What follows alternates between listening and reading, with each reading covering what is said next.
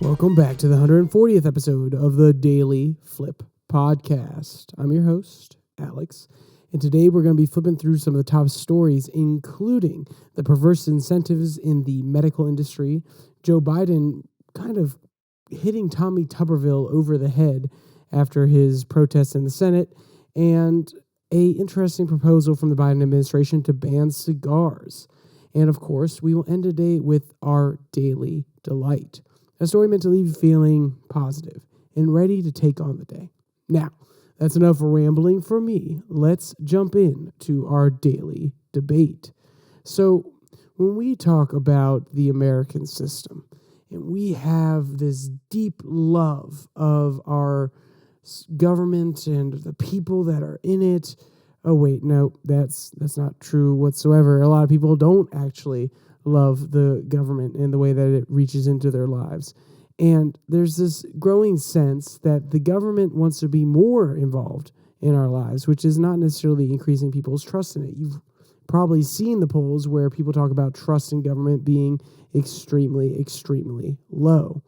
Well, my question that goes along with this sort of sentiment is the government too involved? Has it become too paternalistic? I've been reading Milton Friedman, as you may have heard if you listened to the Twitter tirade the other day, and he talks about this government paternalism that encourages the federal government to reach into our lives more and more because they know or believe to know what is best for us. And, some people don't necessarily like that. Some people don't mind it, but when it comes to certain policies and certain overreach, a lot of people are not okay with it. So what do you think? Is the American system still too paternalistic, or is it encroaching on our rights just enough? And no, that is not a slanted question. I promise. I'm not leading you towards a specific answer at all. What? No. All right. Well, with that out of the way, let's jump into our first article. This one comes from the American Prospect. A sick system. The business of healthcare in America is deeply out of whack. So for those of you that have listened for quite some time, you may have heard a different article that I did talking about the perverse incentives in the medical industry. This one goes and takes another deep dive into understanding what's going on in the current medical system. And I will probably sprinkle in a little bit of Friedman here and there from what I'm reading to talk about some of the solutions that he proposes or even some of the problems that this person may have in common with him. Even though this is from the American Prospect, it's a very left-leaning article, or at least a left-leaning publication that is putting out this article. There are some areas where Friedman and this author could agree on some different things. So let's jump to the beginning paragraph, which kind of lays it out. It is a bit more of a story type, so stick with me here for a little bit. It'll lay out what's going on and kind of set the scene. Quote, the old post office building in Washington with its observation tower that looms over the Federal Triangle once housed Donald Trump's hotel, but was converted into a Waldorf Astoria last summer. The Orient sensibility remains in its grand ballrooms, where it is early June. The ratio of humans to massive crystal chandeliers is unsettlingly low. Just about every corporate representative with the slightest relationship to healthcare had assembled to hear from Biden administration officials, members of Congress, and industry CEOs at Politico's Health Care Summit. It was fittingly co-sponsored by pharma companies, whose sole organically developed drug is a blend of ibuprofen and Fomatide. I'm sorry if I'm mispronouncing that wrong. That retails for $2,500 a bottle, and the lead trade group for the private equity industry, whose longtime leader, Drew Maloney, opened the summit with a panel on private equity's role in improving digital and virtual health. Following Maloney's lead, nearly every panelist spent some time touting the transformational potential of technology and artificial intelligence in healing patients, and not incidentally, saving money. So what is the author trying to lay out here? You may be like, why did you read that really long quote? It's meant to show the opulence, the over-the-topness of the corporate executives at these pharma companies and at these larger medical companies that come together, have these really large conferences, and then don't actually end up talking about issues that truly will help people and patients. Rather, they talk about issues that will help them with their bottom line. Now, if that comes with helping people, that's great. And of course, I'm not trying to say that pharma companies don't care about their patients or the people that they give their drugs to. But what the author is really trying to show out here is that at the end of the day, they are businesses. They're trying to come from the perspective that they don't have a customer focus anymore. They are no longer worried about fulfilling their Hippocratic oath to its fullest extent and worrying only about the patient, but how they can make money off of the patient. And let's be clear, this could be my interpretation of what the author is trying to say here. But if you go through the rest of this article, it's a very jaded perspective on the healthcare industry. And it talks about how there's been a lot of consolidation within the industry over the last few years. A lot of particular large healthcare providers are buying up lots of other small hospitals so that they can have a larger control over a certain market. If you live in the Shenandoah Valley, you may notice a lot of Centera offices all across the valley. They've been slowly consolidating, buying up more hospitals, bringing out more minute clinics type of offices where people can just go in. And that, that's great. I mean, let's be clear. They're bringing lots of different healthcare options to the valley. But also when they're the only provider for a whole bunch of miles and you have an insurance agency that does not, or a health insurance agency that does not want to work with Centera, you're kind of out of luck. You're going to have to drive really, really far away. And because of the stranglehold that they are beginning to have, especially in the southern Shenandoah Valley, you see these negative effects on customers. Now, the author doesn't point to the Shenandoah Valley, doesn't necessarily directly call out Centera or any of these other companies. And I'm not trying to call them out and saying that they're being monopolistic. I'm not trying to say something like that. Just these natural, expansive measures that are needed in order for these companies to have a larger base of hospitals and healthcare locations in order to spread their costs out. They're trying to get economies of scale. They end up creating some more captive markets, especially in areas that don't necessarily have the resources to drive an hour and a half and go all the way to the UVA hospital. That's one of the best in Virginia. So there's this also limited amount of innovation that the author really wants to touch on. So I'm going to go to a quote from them and then we'll come back to this discussion. Quote, during the coronavirus crisis, the mobilization of treatments and vaccines accelerated at a record speed. Associated technologies with mRNA could legitimately put a dent into cancer mortality, and Ozempic may have accidentally cured addiction. By the boasts of many in the field, we are on the precipice of extending lives and eliminating worse infirmities. The problem is because the country essentially lacks any institutions designed to broadly improve public health, or medical advances are funneled through veritable gauntlets of gatekeepers, distributors, middlemen, subcontractors, loophole exploiters, conglomerates, and monopolies, all under the watchful eye of Wall Street investors. Managing a hospital or a clinic today requires hiring an ever more mushrooming cadre of lobbyists, consultants, and contractors to navigate the confusing new world. The science of healthcare points to a bright future. The business of healthcare points directly backwards. End quote. So this is one thing where I really like the last point, where there's a whole bunch of bureaucrats and they're restricted to hiring a lot more support staff than doctors or innovators. And there's also a very interesting part where they're actually limited in what kind of doctors they can bring on. So when you read Milton Friedman, he's kind of trying to lambast the healthcare system. And he's saying the American Medical Association, which isn't as powerful as it is when he was writing his book it's over 60 years ago. But because of the influence they have in the healthcare industry, they can directly make sure that the number of doctors coming out of medical schools that are approved by them are limited, because they can say, hey, you hospitals here, I want you to only hire American Medical Association doctors that have been approved or come out of schools that are approved by us.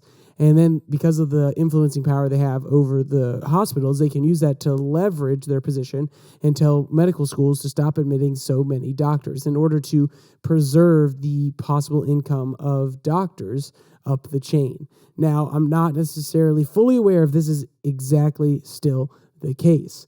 But if you think about it, if there are a whole bunch of different certification boards that have direct control over what kind of people and which kind of educated people can enter into the medical field, then you are starting to have more restrictions on the people or the amount of people that can work in these hospitals on the medical side. And then when you add the burden that the author is trying to point out here of having a whole bunch of insurance middlemen, having a whole bunch of compliance officers and other bureaucrats, you are overinflating the one side of the business while devaluating another side of the business.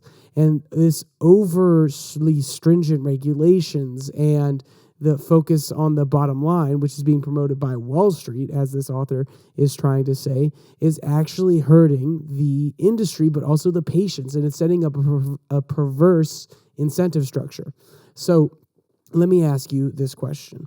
If Wall Street is wanting a pharma company, or let's just say a hospital chain, there's a public hospital chain that is on the NASDAQ, and they're pushing them to increase the amount of money that they give to their shareholders or just the stock price in general so that their shareholders become more enriched. Then these companies are going to say, okay, hey, we're getting pressure from these large owners like maybe BlackRock, State Street, Vanguard, any publicly traded fund that may invest in them and want to make sure that their stock price is going up. They're going to say, okay, at this point, we've already monopolized, or we've already gotten to the point where economies of scale is starting to fail. We've already gotten as many hospitals as we can, and we've already gotten as many different small offices that export all of their accounting to the home office. So we already have economies of scale, and we're starting to lose that. Well, how do we start making money from here? Well, we can do two things. One, we can try to cut costs, which means we're going to fire some really expensive medical staff. We may trim down on the amount of bureaucrats that we have so we can maintain that economies of scale while also putting down the labor costs that we're putting out. Or also, they could do things like lowering the standard of care. Instead of directly looking at how many people they hire, they could say, oh, well, we're not going to have all those fancy pillows in the room. We're not going to have as expensive of a meal. Instead of a Salisbury steak, peas, mushrooms, and then some applesauce, we'll just give you a Salisbury steak and some applesauce and some apple juice. So there are lots of different ways that they're trying to cut costs, which could directly affect the patient. And you may be thinking, well, Alex, you just made examples that apply to people that are actually in the hospital, and some of those things are more comfort than necessary. Well, then also think about it this way. Maybe instead of going for the top of the line, most expensive new titanium stint, they go for a new composite stint, which is a little bit cheaper. They argue that it is on the bleeding edge of technology, but it's not as well tested, and it ends up having a higher mortality rate or a higher failure rate in the patients that they put it in. So if you're encouraging these companies to raise their stock price and therefore cut costs if they're not willing to change anything else about their basic structure, and they've already acquired so many different locations that they can't just keep expanding, then is that going to hurt the patient? Is that bottom line tightening going to end up harming the patient? It's a serious question that needs to be addressed. And the author's point here is that there are so many medical innovations that are coming down the pipeline, but when they have to be filtered through, when they can't just be a Silicon Valley where they have disruptor firms that just come in and bring in this new technology and get it straight to the patient. No, when they have these new technologies, but they have to be filtered through the normal processes, they have to be sold through hospitals, they have to be insured, or they have to be put through a special board, a medical board that approves them. When there's these sort of different regulations and type policies in place, it is actually detrimental. Now, the author would argument it's a little bit different. They would argue that it's because of private profiteering and these large corporations try to have a stranglehold that plays a part. I'm taking the angle of when there's over-regulation and when there is overly stringent, overly parentalized or patronistic policies in place that say, oh, hey, we as this medical board, we know what's best for our patients. And we know that you're bringing a new product to the market, but you have to come through us to get it verified first. You can't just try to get it out to the patients that may be willing to take on a little bit more of a risk for the possible benefits. So there are lots of different perspectives on why the system is messed up. But in essence, we can still agree that the incentive structure is one of the problems. And that's where I agree with this author, even though I disagree on some of the points of why and how they're going about in reaching those incentives. All right, let's jump to our second article, which I thought was kind of a funny one. I won't lie to you. It comes from crooksandliars.com. So you can see where this one is coming from. And it is not I would say it's a little bit of a pro-Biden article, just a little bit, but honestly, it's more of a satirical kind of thing. Did Joe Biden just give Tommy Tuberville the finger? So for those of you who are not aware, Tommy Tuberville has been holding up the appointments of different military members because of a policy that was put in place by the Biden administration to allow for people in the military to travel to different states in order to get an abortion.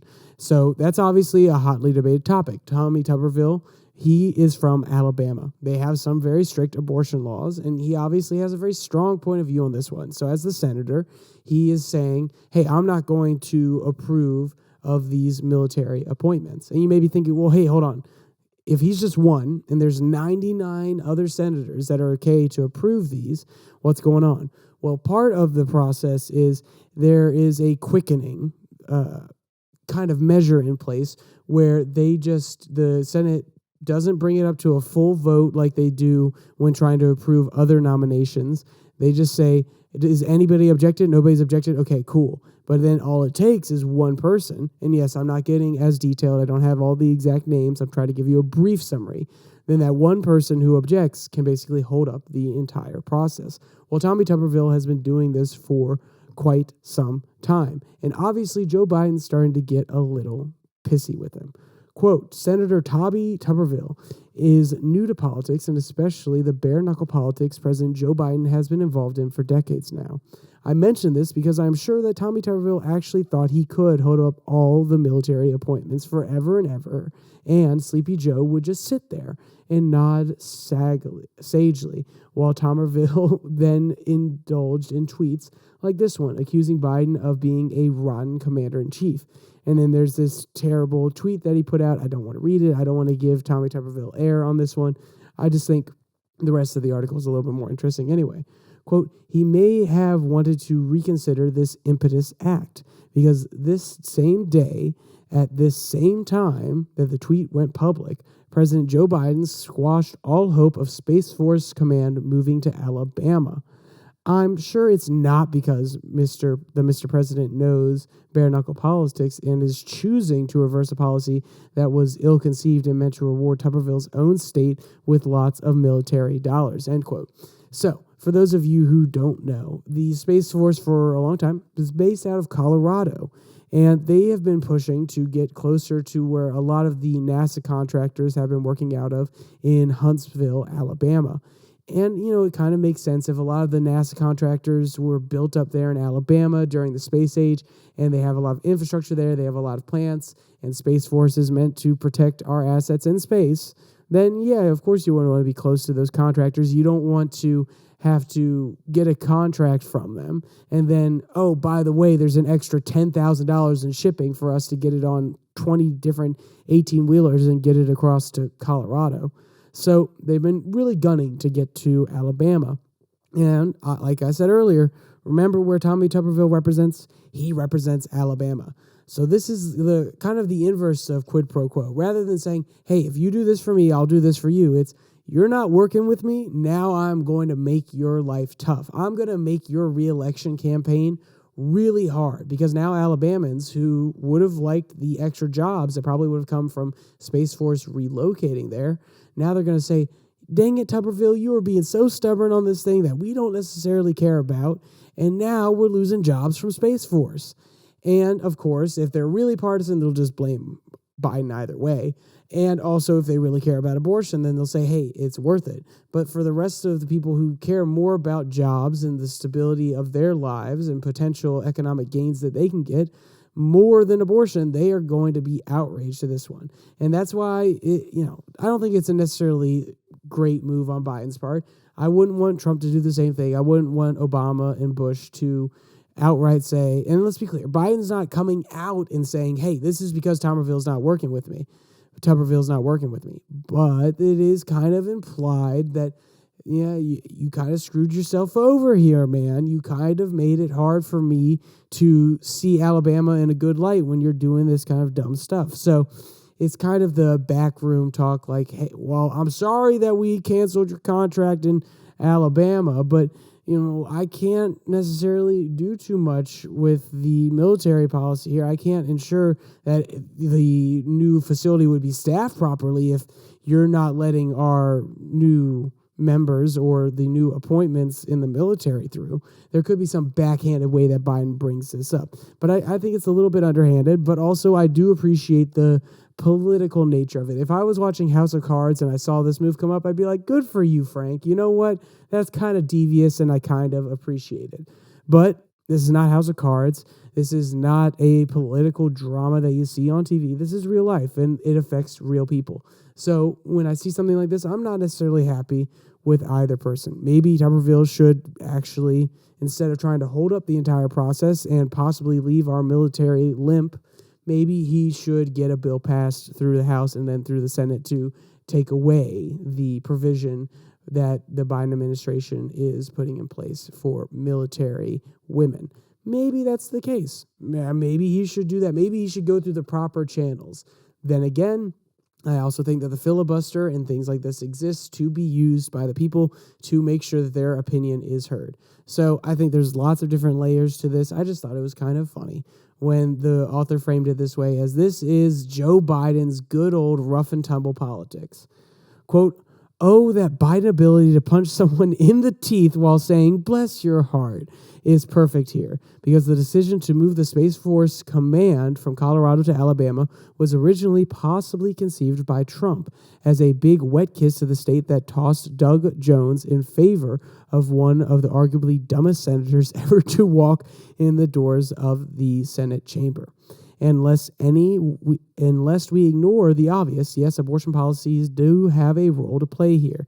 If Tuberville is going to block all of Biden's military nominations because he wants to make sure women in the military are ordered to do what men say, then Biden is, by God, not going to let Alabama share in any of those yummy Space Force Command dollars. Hardball? You betcha, Tommy. So, a little bit jokey, a little bit, what's the word I'm looking for? Snide. And the author obviously has their biases, and I do like seeing, like I said earlier, there is something appreciable about people using the powers they have in order to make sure that their opinion is heard. But when it comes at the cost of military members, or when it comes at the cost of jobs that would go to Alabama, or people that would live in that district where the jobs would be coming, it is disappointing to see people and politicians play with these people's lives like that. But unfortunately, that is how our system works. We have one more article that is going to be talking about something else that the Biden administration is trying to do top down. And I think this is an interesting one, to say the least. It comes from the Washington Examiner. Will Biden administration ban cigars? So when you first hear this, you're probably thinking, well, yeah, we already banned Cubans, so maybe we're going to ban another country's fine cigars or something like that. No, it's not quite as overarching as that, or at least I don't think that it would actually come into place like that, but this article likes to make a little bit of a different argument. So let's see how they frame this overreach by the president in this case. And maybe I just kind of gave away what they're going to say, but, quote, what is it with the left that they want to ban nearly everything that is fun or convenient? Gas stoves, dishwashers, plastic straws, gas cars, snowmobiles, diving boards, and now the health busybodies want to ban cigars as well. So actually, let's go back here. Gas stoves, we've seen some policies like that come in place. I have not seen anything personally about dishwashers, but I clean a lot of dishes by hand, and I don't think it's that much worse than using a dishwasher. It is less convenient and more time-consuming, but I don't think it's that much worse. Plastic straws, honestly, it's not that big of a deal. I just hate paper straws because I reuse cups and straws all the time, or I will go back and refill the drink like 5 times and maybe the straw falls apart by that point. But, That's just a personal thing. Don't think it's that big of a deal. Gas cars, we have seen policies, at least in California, and some talk from Biden to have a larger focus on selling EV cars. Snowmobiles, I have not seen any talk about snowmobiles being banned, but if that's the case, it's kind of sad. And diving boards. I have not seen any legislation, any talk, anything out there in the media. And let's be clear, just because I'm saying I haven't seen some of these doesn't mean that they're not out there, but it's just one of those things where it's not in the zeitgeist yet. It's not heavily public. So maybe this author is a little bit overly niche on some of these topics.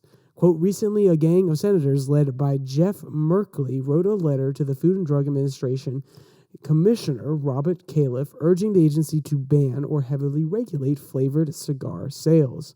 Under the pressure from the health lobby, the FDA's Center for Tobacco Products said it's primed to take action in the weeks ahead. They say underage teenagers are smoking these cigars and are at risk of becoming addicted. So let's pause here.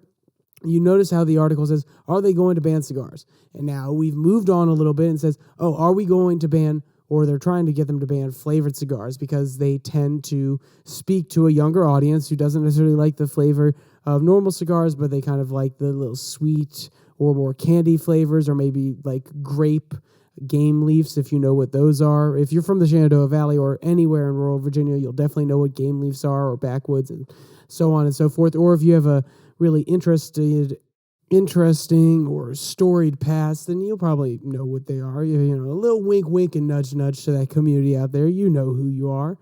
So obviously the author buried the lead, and they're saying something different. Now, they did clarify within the first two paragraphs, but it's one of those small, disingenuous things that I don't necessarily love about media. But what is the rest of the conversation around this? It comes down to two facts, and I'll read one quote, and we'll try to get the other one in here, but I don't think the second part is necessarily as important. Quote, in 2009, Congress and President Barack Obama enacted the Family Smoking Prevention Tobacco Control Act to give the federal government the tools it needs to keep cigarettes, vapes, and other addictive tobacco substances out of our children's hands. Now, however, the FDA is using this authority to advance its political agenda in ways that exceed the original intent and purpose of the legislation.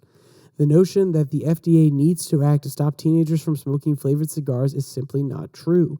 Youth smoking of cigars, including flavored cigars, has plummeted to historic lows over the years. The FDA now knows these statistics because they were one of the ones that funded definitive studies published by the New England Journal of Medicine.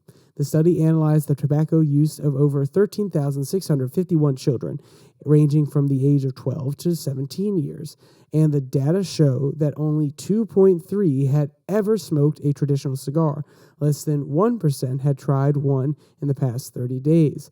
That's hardly an epidemic of cigar smoking youngsters. Okay, yeah, so let's actually take a step back here, and this actually may be a different way to frame the issue, because they're looking at just cigar smoking here. For people that are in the know, and I guess I'm going to give up the hint, wink, wink, nudge, nudge thing that I said earlier. A lot of these flavored cigar wraps are actually used for smoking marijuana. So if you unwrap the cigar and you take out the tobacco in the middle, or as we used to call them, the guts, and then you put marijuana in them, you roll them up, then you make a blunt. Most kids probably know what's going on here. They know what a blunt is. At least if they smoke, they know what a blunt is. And maybe that's why these congressmen are saying, hey, we need to ban it so that kids can't actually get these cheap and flavorful cigars, so that kids can't use them for smoking marijuana. Maybe that's a possibility. Or maybe when this study asks what kids have just smoked these flavorful cigars, they're asking the wrong question. Maybe it should be, have you purchased these flavorful cigars and use them for maybe marijuana or some other purpose? So I think that they're actually missing the ball here. And I'm not trying to say that the senators are coming for marijuana. They are. Democrats are probably not doing that. But I think it's an interesting conversation as to why they're coming after the flavored cigars rather than just going after all cigars. If you have a problem with cigars and kids smoking them, the kids who are already addicted are probably going to go up to normal cigars. And kids that really want to try them are going to just smoke cigars anyway. They don't care if it's flavored or not. Or they'll find a way to add their own flavoring, like dipping it in something. So I think that if they're really just going for cigars, then they would go for cigars. And maybe there's an underlying thing here where they see that kids are using these products with marijuana in tandem, and they don't want kids to get addicted to the nicotine that may be in the cigar wrap while also smoking the marijuana. I don't know. There's an interesting conversation that needs to be going there. But once again, it's that commentary of, this patronistic state, this paternalistic state. Hey, we know what's best for you. We know that you should not be smoking these flavored cigars. I'm so disappointed in you, Jimmy. I don't want you smoking these flavored cigars. And you know what? We're going to ban them to make sure you can't, rather than letting kids make their own mistakes and realize that maybe these things aren't great. Now, should we outright encourage them to do it? No. Should we allow these companies to directly advertise to them? No. Should they be allowed to make flavors like Skittles? Maybe not. Maybe there is a serious conversation that needs to be had around this. But rather than outright saying, no, we know best and that we're going to ban them outright, we should have an actual conversation about what should be allowed and shouldn't be allowed, rather than just saying the conversation has to either be banned or don't ban. I think that's overly simplistic, and it makes the American people sound really dumb that they can't at least have a legitimate conversation about what they should and shouldn't be able to do with their own time, money, lungs, body, so on and so forth. Sorry, my libertarian streak came out a little bit there. Please, for people that are in my audience that are more liberal or more conservative, ignore that libertarian streak there for a minute and just pretend that I said something that you liked, because I'm not going to silence myself in order to give my opinion. And sometimes the libertarians are not going to like what I say about social values and forcing them, or not forcing them, but actually trying to implement them through certain legal measures. And sometimes liberals won't agree with anything I say whatsoever. So just now. If you need to skip that last section to make this a little bit more pleasing for your sensitive ears, then go right ahead. All right, let's jump to our daily delight. This one comes from the Dodo. Couple opens box of pizza and finds something pink moving inside of it. Quote, when Joe Cunningham and his partner adopted an adorable puppy named Teddy earlier this year, they likely had no idea exactly how their lives would change, but soon Teddy snuck his way squarely into their hearts. And this guy is very, very adorable, no doubt, but he seems to be a bit of a troublemaker. Quote, we just sat down for a little pizza takeaway, Cunningham told the Dodo. We put our favorite show on, and then, to our shock, we looked down. Upon opening the pizza box, the couple found it included a topping that they hadn't ordered, and it was moving. The squishy pink object inside the box wasn't a topping at all. It was Teddy, end quote. And this is what happens when you just let your dog roam around, and now they're going to try to get into your pizza. They're going to try to lick into the box in order to get anything that's going on there. You need to keep these dogs in check, because otherwise they're just going to be too cute, and we can't have that, because then all of our time will be wasted on social media just looking at cute animals. All right. So with that article done, if you want to see any of the photos, videos, TikToks from that one, there'll be a link in the description below that like and subscribe button where you can find this article and all the other ones from today. Also down there in the description, there will be the link to the podcast on Spotify, Pocket Cast, Google Podcasts, Podvine, as well as the Twitter handle at Your Daily Flip, where I post Twitter tirades every Tuesday and Thursday. And with all that said, there's only one more thing to say. Stay safe. Don't die.